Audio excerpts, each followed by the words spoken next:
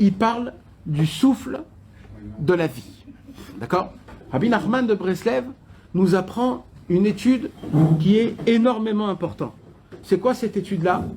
Il nous dévoile, Rabbi Nachman de Breslev, que le monde en entier, quand je dis le monde en entier, je ne parle pas juste de la planète Terre.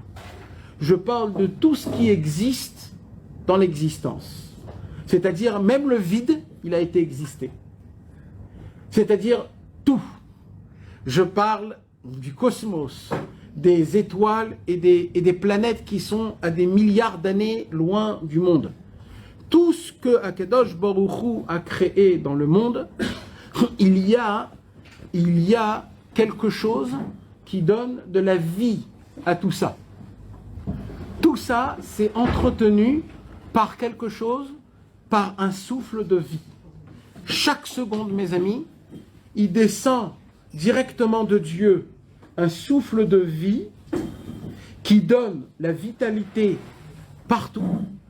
Et au moment où cette vitalité a été mise, ce souffle remonte en haut dans le ciel. Au moment où ça se termine, la vitalité d'en bas, il y a encore le souffle de vie qui redescend encore et qui donne vitalité à tout.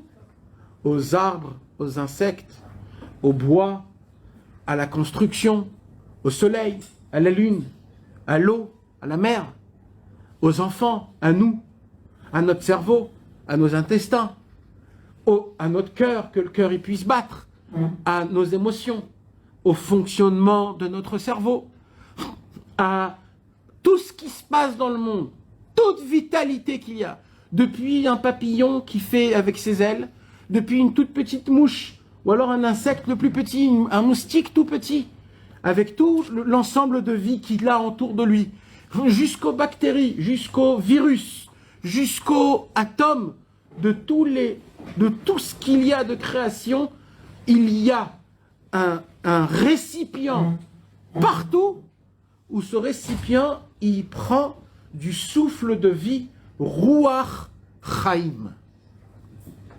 Le monde en entier, chaque seconde, d'abord tous les jours ça se passe de manière